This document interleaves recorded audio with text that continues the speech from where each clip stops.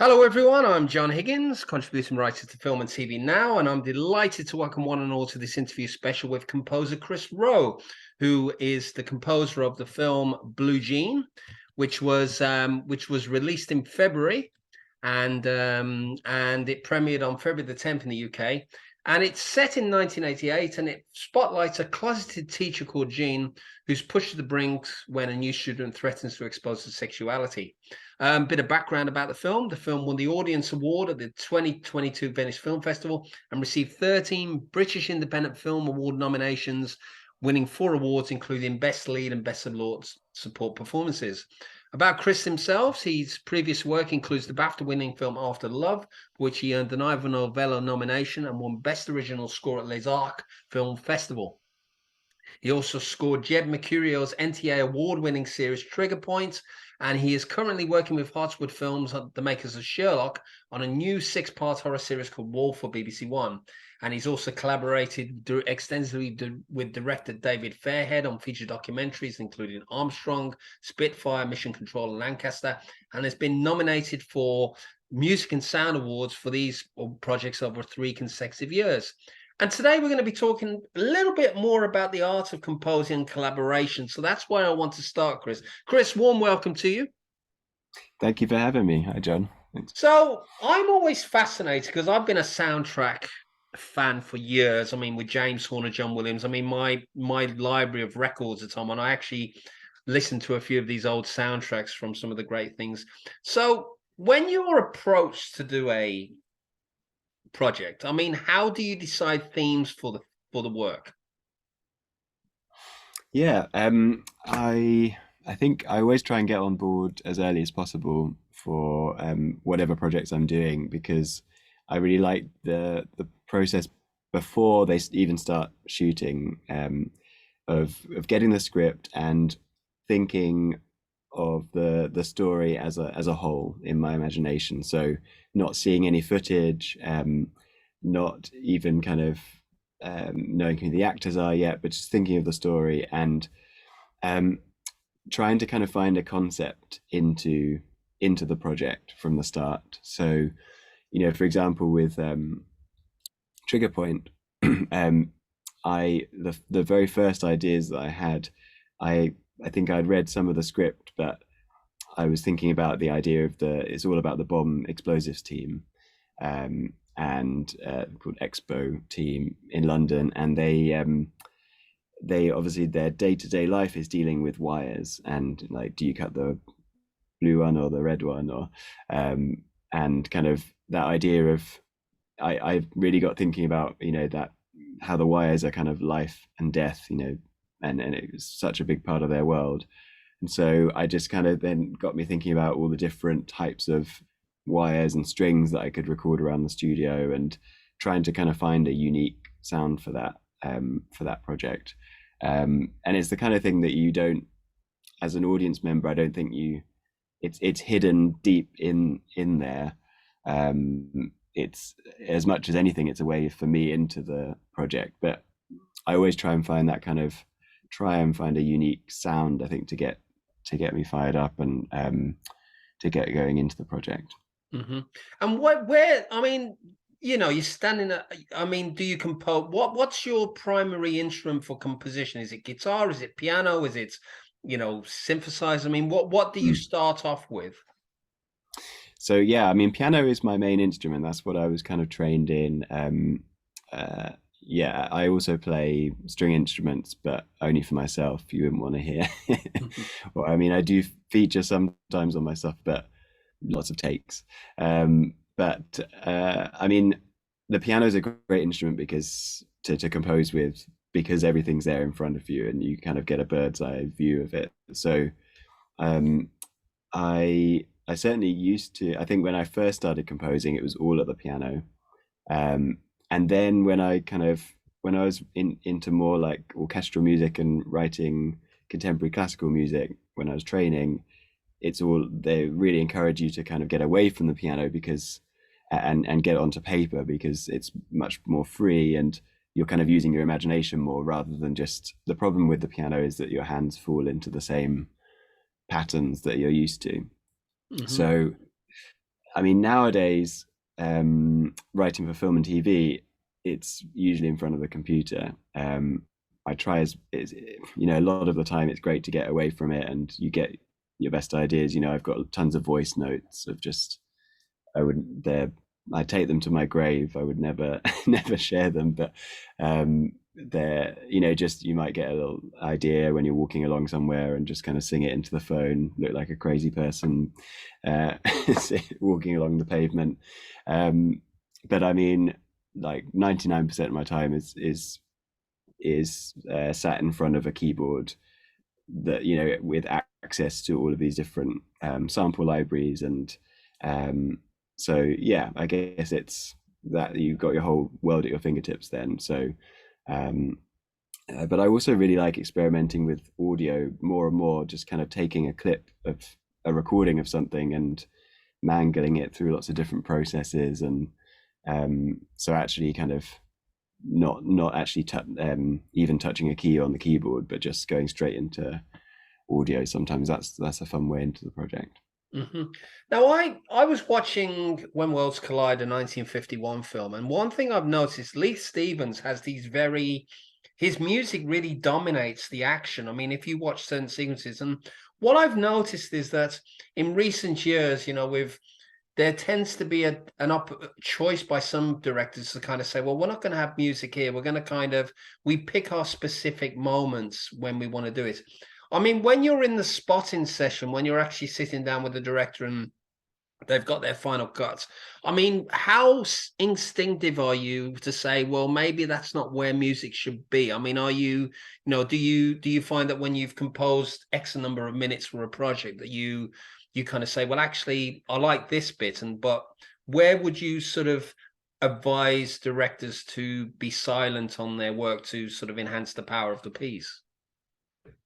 Yeah, no, it's always an interesting balance, I think. I mean, one project that comes to mind that was After Love, the film that I worked on with Aleem Khan, the director, and that was an interesting one because he didn't want any music from the beginning. He kind of, that was his initial thought, that this film doesn't need music. So actually, that was a good chance to kind of really think about why we should have music. Eventually, he came around to the idea, but what's the role of music in the film? And I think it's really easy for music to kind of overpower those kind of dramas where it's all about the subtlety of the facial expressions of the actor and actress, and it can be very easy for the music to overpower. So I think a lot of the time it's finding, I try in the spotting session to really think about how to sort of mask the introduction of music. So whether it's whether there's a kind of a sound effect that happens off camera, or maybe it's on a scene change or some other, so that it feels like the music's been there from the start, like that it sort of really belongs to the whether it's film or TV. But yeah, there's definitely a tendency, I'd say more in TV, there's a lot of music, but they don't, but often directors want you to really do very little with it, and it's just about, it's a shortcut to creating a mood. Mm-hmm. But I think sometimes the best projects are where the director has the uh I guess, yeah, the courage to kind of to trust that it will work without music being that kind of shortcut. I mean, Mm-hmm. I'm kind of arguing myself out of a job there, but I think I love working on projects where the music, yeah, where you really think about where to place it, rather than just, oh yeah, there should be some score there because it's got to get from A to B. But Okay. you know, it's So my next question is actually about Blue Jean. Now, am I right in thinking that Blue Jean's a reference to the classic Bowie track of the 80s?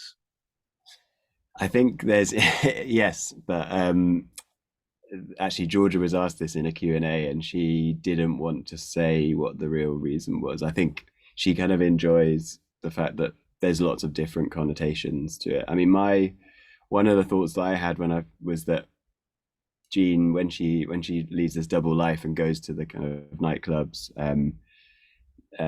like she by day she's a teacher and then goes to kind of gay bars in the evening, has to lead this double life, and she one the first scene she puts on a pair of blue jeans to go to the club. So I think it's, for me, it was about that symbolism of Okay. kind of double life. But yeah, take it Okay, as, well, no, because different that would meanings. be the first thing as a teenager of the 80s, and because I love Yeah. that. I mean, we've got to talk about the music styles which are typical of the 80s, because I mean, the first 5 years of the 80s for me was some of the greatest songs ever. I mean, I love watching these retro, listen to these retro hits, and I'm from a family where my brother was into New Romantics and the ska and everything else.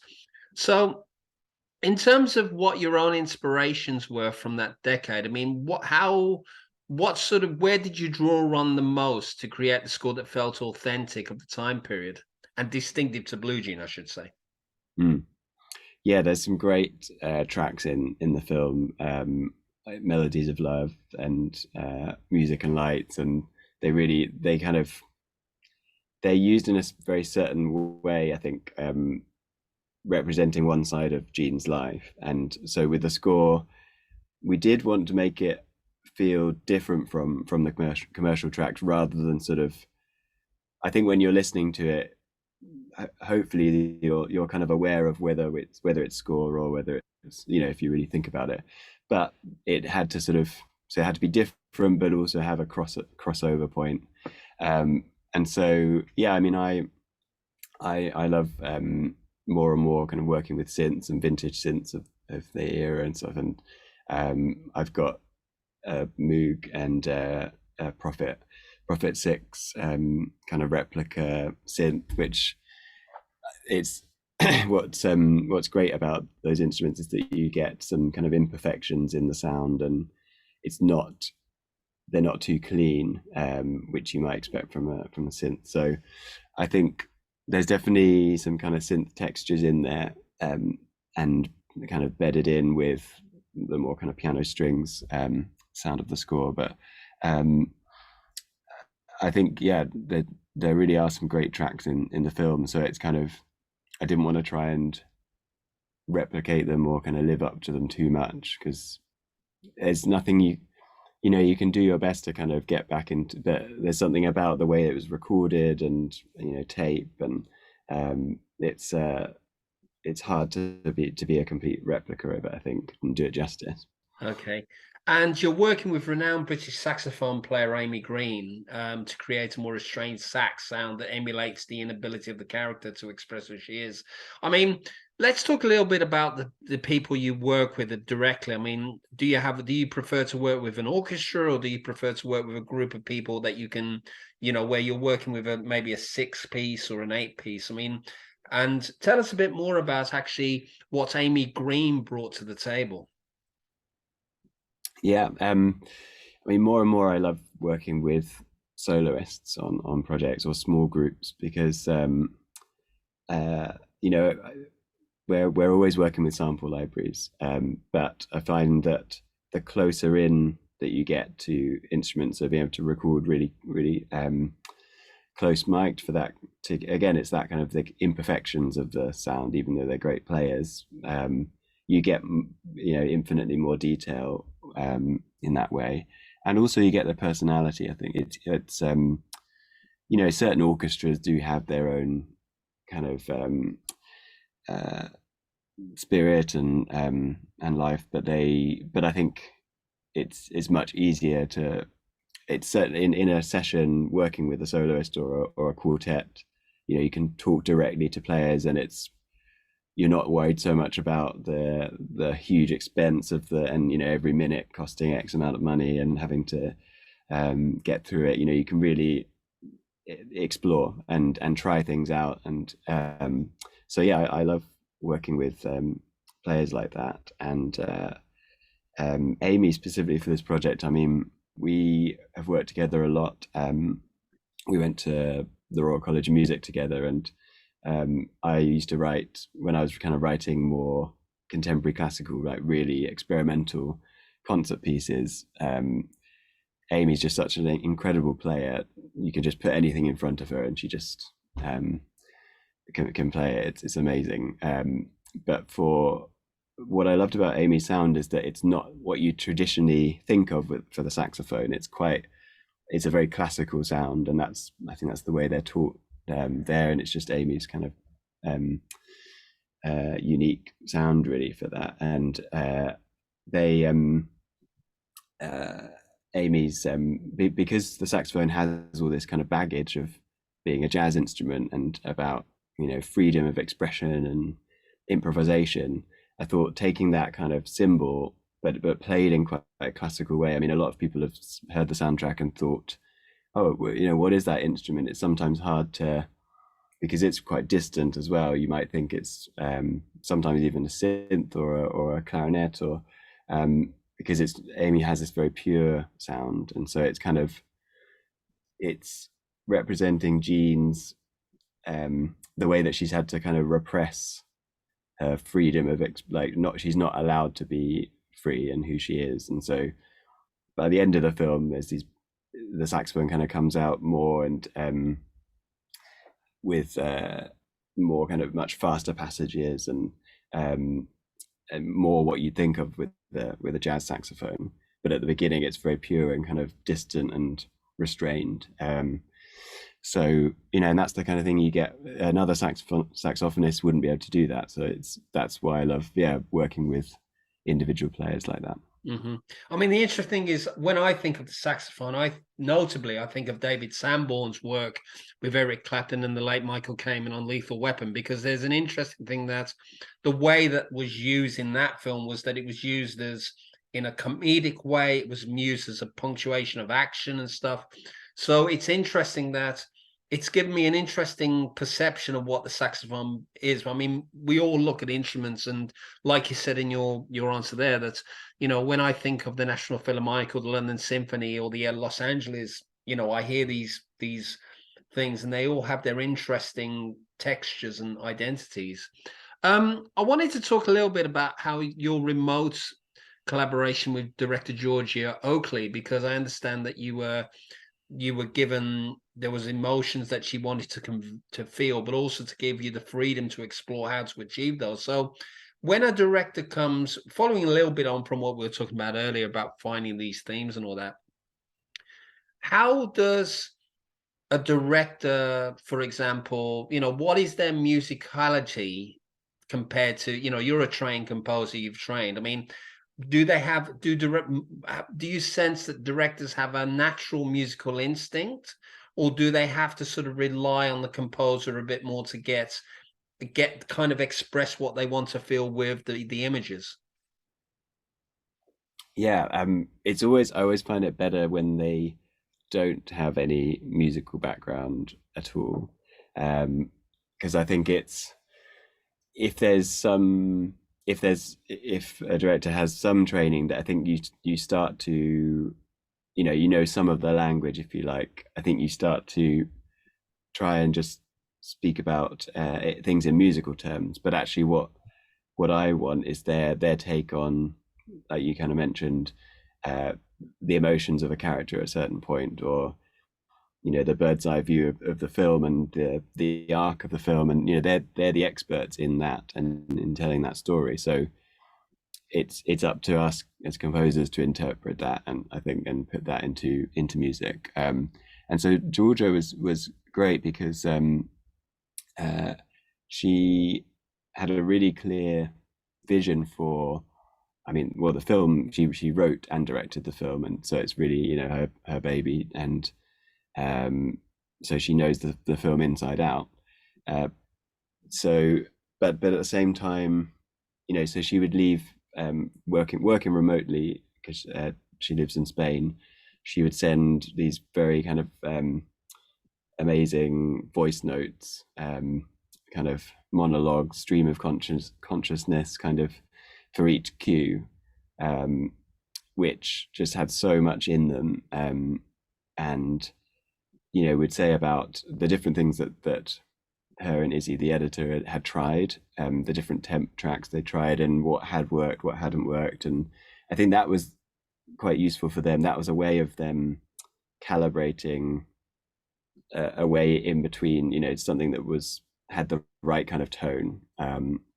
And But yeah, Georgia would send me these voice notes, and then it was a lot of back and forth. But what was really useful was having Georgia at the recording session at the end, because I'm kind of wrapped up by that point, wrapped up in my own musical world, forgetting about the film now, because I'm just with the players, and um, you can't think about everything at once. So it was great to have Georgia there, because she was kind of an intensity meter, if you like. She was able to, like, you might, because you're enjoying because the players are playing the music, and you're enjoying the process, maybe things are just getting too warm and too kind of slushy, and Georgia knows how it will be in the final film, and so she really pushed the players to play very coldly and incredibly quietly and minimally, and probably more than I would have just as a musician. But it really worked for the film. And so yeah, I think a great director kind of has is again about having the confidence to kind of leave you to it and give you freedom to find your own way to achieve these goals.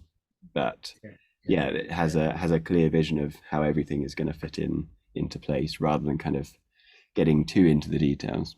Okay. Well, I've got two final questions. The first one is what are your who are your biggest influences? And who do you admire as film composers? They can be from the past or present. I mean, obviously, one or two of them are not. I mean, Jerry Goldsmith and James Horner, for example, are no longer with us. But I mean, who do you admire in who's working today, and what are your all-time favorite composers?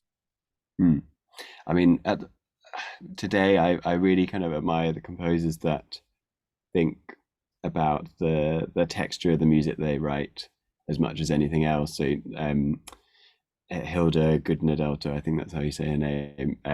She did the Joker score and Chernobyl score. The TV series is just how I first got to know about her. But it's incredibly minimal music a lot of the time, but so single-minded and thought through. And it's blurring the barrier, I think, between sound design and music. That's something in the last few years that I'm getting much more interested in. I love composers like Olafur Arnalds as well, for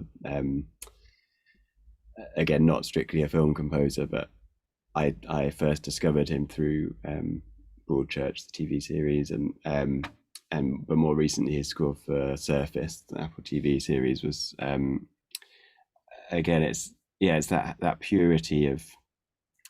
I often find I try and put too many ideas and have to strip back, but so I really admire those composers that have that kind of single-minded focus, and kind of purity of ideas. But I mean, going back to like when I was growing up, composers like James Newton Howard, his score for The Village really kind of got me into film composing, and Michael Giacchino and all those kind of amazing composers. I think more and more these days, I've had a few years where I haven't written so much for orchestra, so but it might go back and forth. So you follow whoever's in your mind at the moment, right? And final quick question is, what are you most proud of about your career? I mean, yeah, I think the fact that I have get to work on great projects. I mean, the film that stands out as a sort of turning point in my career is After Love. Really, that's where, yeah, I sort of went from doing documentaries more into drama, and it was just such a great project to be involved in. But I'm also really proud of the my first projects, with David Fairhead, and my bringing my kind of orchestral music, coming from a more orchestral background. That was the transition into film and TV, really. And I love working with David. We worked on 5 or 6 films now, really. So it's hard to pick one that you're most proud of, but a few. Well, Chris, it's been an absolute pleasure listening to your insights today. I mean, I've learned a lot. Just a quick wrap up. You can read more reviews of mine on articles on filmandtvnow.com, and there will be a replay of this particular interview on my YouTube channel, John Higgins Film Review. So thank you very much, Chris, and thank you all for watching. Thank you, John.